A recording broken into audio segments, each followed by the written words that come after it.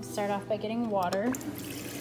I like to kind of overfill more than what I would normally, like say if I wanted that much coffee, I would give it like that much so that some of it will get trapped in the beans.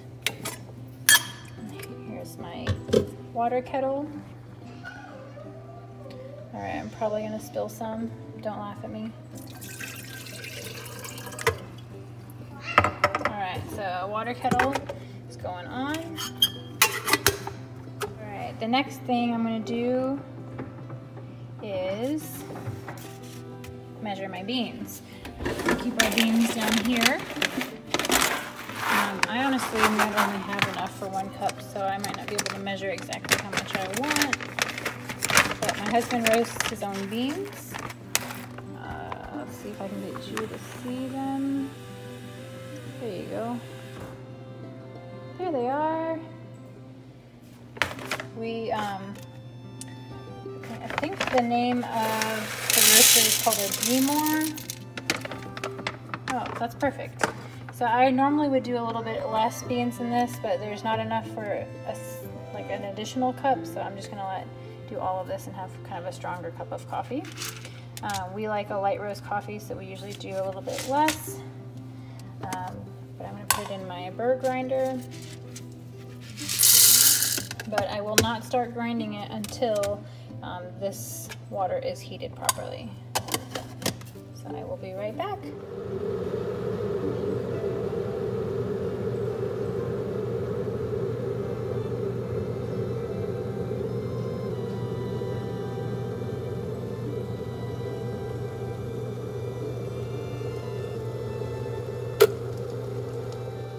So the coffee light just went off, the heating nozzle popped up.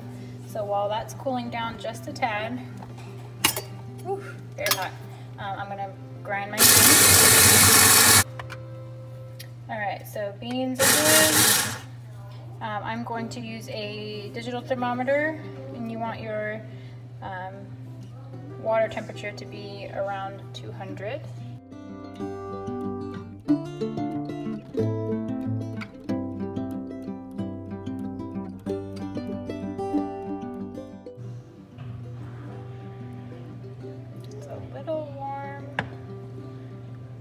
Give it probably for like,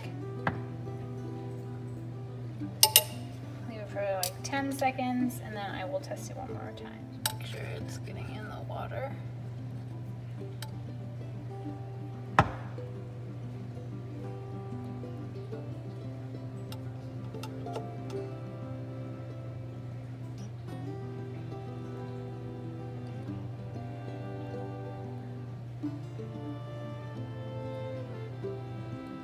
I think we're good now. So I'm going to turn this off.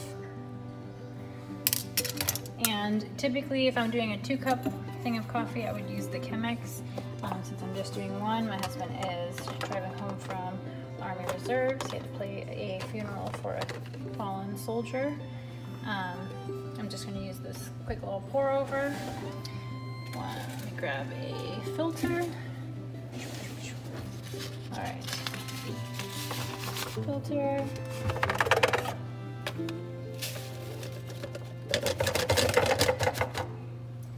Coffee. It smells so good. And the first pour is where you're gonna, I believe it's called the bloom. You're basically drenching the coffee, getting it all wet, waking it up.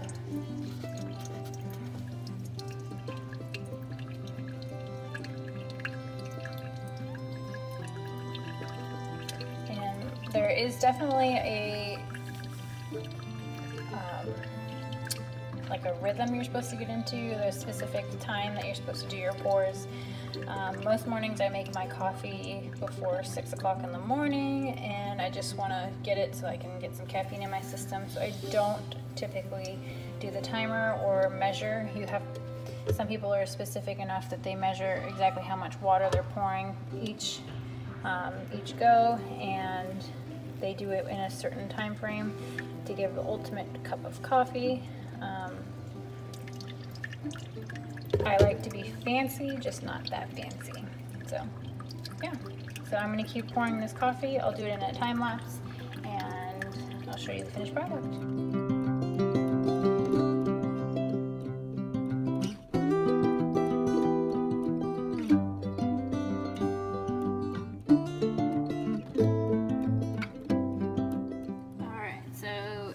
Pretty close to being done. The majority of the water has been absorbed and gone through the beans. I think that's so pretty.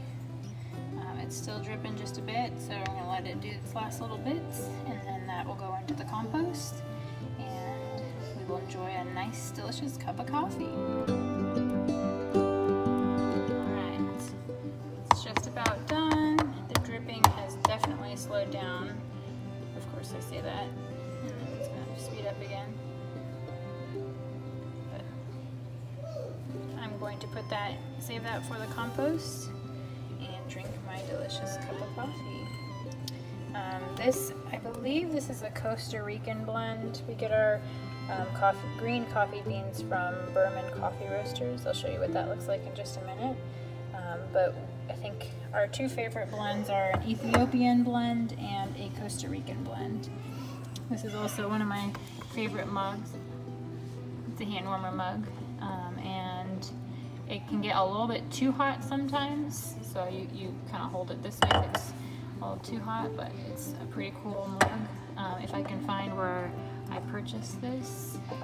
I know the store I bought it at is no longer in business, but I think they got these from a local artist, so I can try and link that in the description below.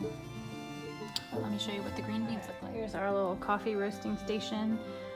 This is our Beemore coffee roaster. It's a few years old now. It's definitely seen some better days. You put this mechanism inside with the green beans, and then this goes underneath it, and it rotates it kind of like rotisserie chicken, and it roasts the coffee beans. My husband does all of that. He definitely tried to teach me once, but there's so many steps and it's very time sensitive, so I kind of leave that up to him. And this is our bag of green beans. So in case any of you are interested in what green coffee beans look like, there you go.